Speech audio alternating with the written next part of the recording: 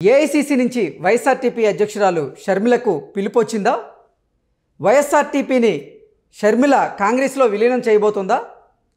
Andhra Pradesh PCC పదవిని షర్మిలకు ఇవ్వబోతున్నారా? ఆంధ్రప్రదేశ్ రాజకీయాల్లో వైఎస్ షర్మిల క్రియాశీలకంగా మారబోతున్నారా అంటే అవుననే సమాధానం ఇస్తున్నారు కొంతమంది రాజకీయ విశ్లేషకులు. ఇక ఇదే అంశానికి సంబంధించి మనతో మాట్లాడేందుకు ప్రముఖ రాజకీయ విశ్లేషకులు అంకమరావు గారు మనతో ఉన్నారు. సార్తో మాట్లాడదాం. సార్ నమస్తే అండి. నమస్తే కృష్ణ గారు. సార్, ఏఐసీసీ నుంచి వైఎస్ఆర్టీపీ అధ్యక్షురాలు వైఎస్ షర్మిలకు పిలుపొచ్చింది అని, ఈరోజు షర్మిల ఢిల్లీ బయలుదేరారని, ఆవిడ ఆంధ్రప్రదేశ్ పీసీసీ ప్రెసిడెంట్గా పదవిని కైవసం చేసుకోబోతుంది అని సోనియా గాంధీ గారు ఆ రకంగా స్కెచ్ వేస్తున్నారని, భవిష్యత్తులో షర్మిల ఆంధ్రప్రదేశ్ రాజకీయాల్లో క్రియాశీలకంగా మారబోతోంది, రానున్న ఎన్నికల్లో ఆంధ్రప్రదేశ్లో కాంగ్రెస్ పార్టీని యాక్టివేట్ చేసే విధంగా షర్మిల అడుగులు ముందుకు పడబోతున్నాయంటూ కూడా ఒక వార్త ఇప్పుడు సోషల్ మీడియాలో చక్కర్లు కొడుతున్న నేపథ్యంలో ఏంటి సార్ ఈ వార్తలో వాస్తవం ఉందా అంటే ఏం చెప్తారు? అంటే కృష్ణ గారు, తెలంగాణలో అన్న వల్ల అన్యాయం జరిగిపోయిందని చెప్పని, ఆస్తుల పంపకాలు విభేదాలు వచ్చినాయి అని చెప్పని తెలంగాణలో వచ్చి పార్టీ పెట్టుకున్నటువంటి వ్యక్తి షర్మిల గారు. ఈడ పార్టీ పెట్టుకొని కేసీఆర్ గారి మీద మంచి పోరాటమే చేశారు, అందులో సందేహం కూడా ఏమీ లేదు. అప్పుడు కూడా కొంతమంది ప్రశ్నించినప్పుడు ఏదన్నా ఉంటే అక్కడ వాళ్ళని అడగండి, నన్ను ఎందుకు అడుగుతారన్న విధంగా కూడా మాట్లాడింది. అలాగే కొన్ని విషయాల్లో సూటిగా స్పష్టంగా జగన్మోహన్ రెడ్డి గారికి చురకలంటించే విధంగా కూడా మాట్లాడటం కూడా జరిగింది.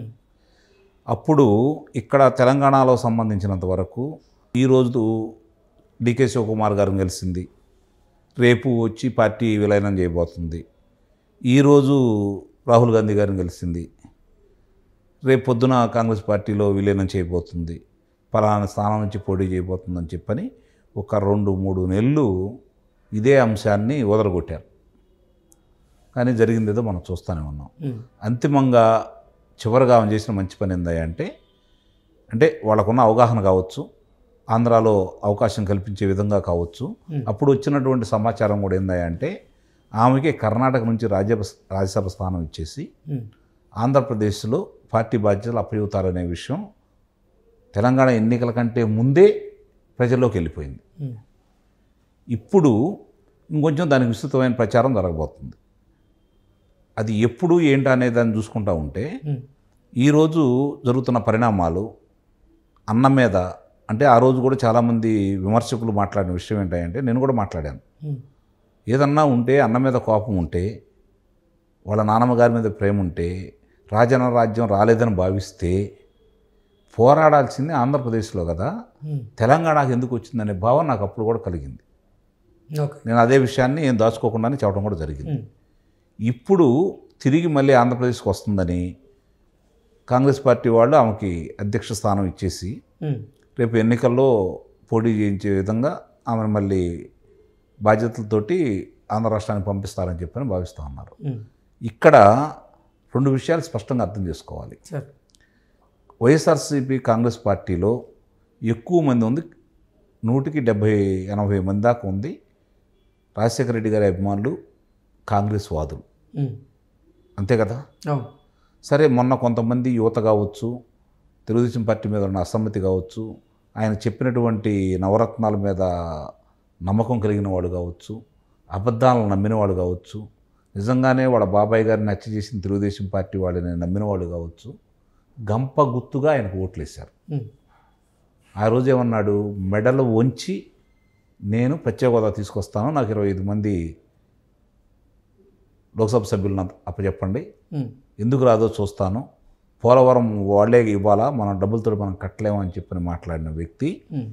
అలాగే చంద్రబాబు నాయుడు గారు 6,50,000 కోట్ల రూపాయలు అవినీతి చేశాడని ప్రచారం చేసి, ఇది కమ్మ పార్టీ కాబట్టే 33 మంది సిఐల్ని డిఎస్పీలుగా పదోన్నతులు కల్పించారు అని చెప్తే నమ్మిన ప్రజలు పింక్ డైమండ్ తిరుమల తిరుపతి దేవస్థానంలో సంబంధించి వెంకటేశ్వర స్వామికి సంబంధించిన పింక్ డైమండ్ని తీసుకెళ్ళి వాళ్ళ ఇంట్లో పెట్టుకున్నారంటే నమ్మిన ప్రజలు ఈయనకి అఖండ మెజార్టీ చేకూర్చారు. కానీ భ్రమలు తొలగిపోయినాయి. ఒకటి కాదు, రెండు కాదు, వరుసనే చూసుకుంటా ఉంటే ఈ 4 సంవత్సరాల 6 నెలల 27 రోజులు ఆయన పాలన చూసిన వాళ్ళు, వాళ్ళకి భవిష్యత్తు అర్థమైపోయింది. ఆంధ్ర రాష్ట్ర భవిష్యత్తు అర్థమైపోయింది. ఓకే. ఇటు తెలుగుదేశం పార్టీయా, ఇటు వైఎస్ఆర్సీపీ పార్టీయా, ఈ 2 పార్టీలు జరుగుతున్నటువంటి వ్యత్యాసాన్ని వాళ్ళు గుర్తించారు పరిపాలనలో.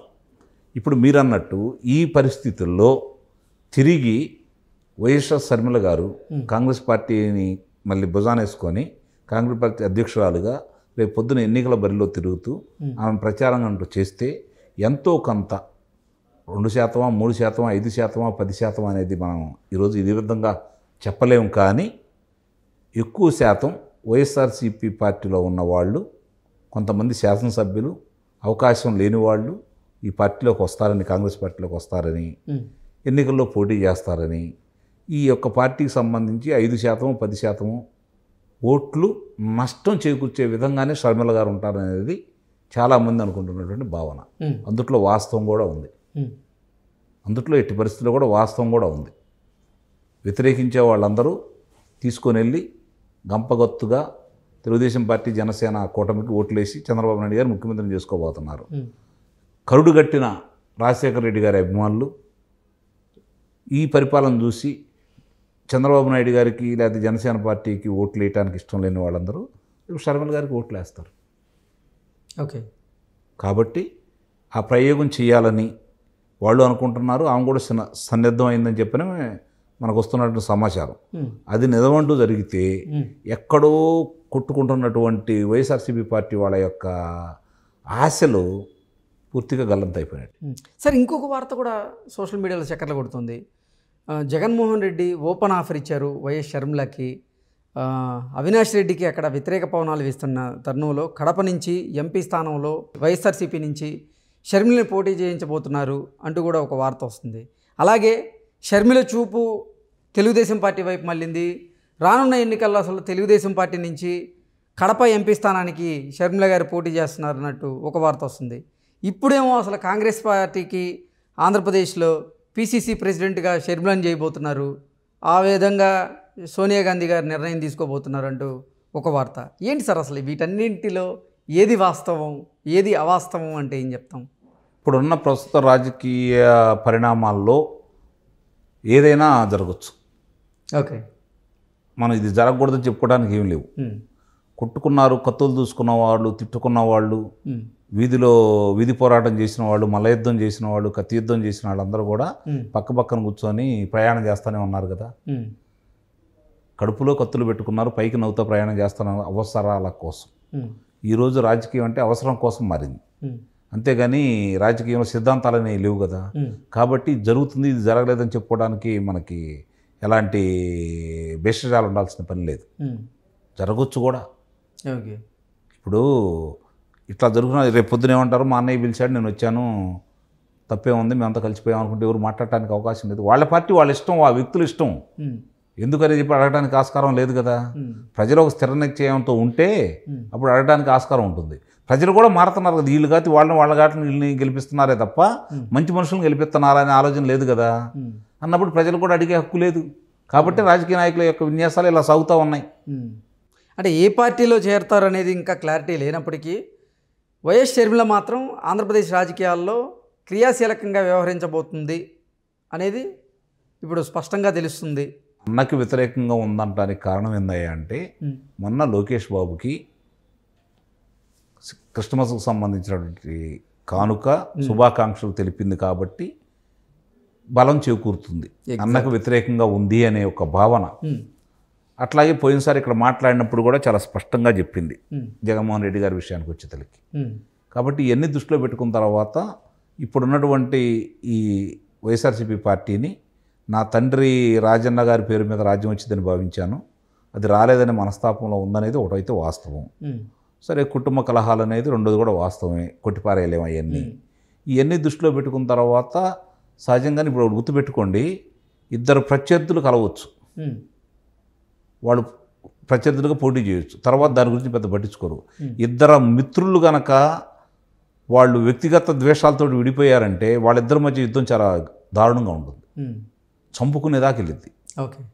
కాబట్టి ఈ అంత తేలిగా కొట్టిపడేసే విషయాలు అయితే కాదు. ఓకే. నిస్సందేహంగా జరగవచ్చు కూడా, ఓకే జరగకూడదని మనం కొట్టిపారేవి. ఓకే.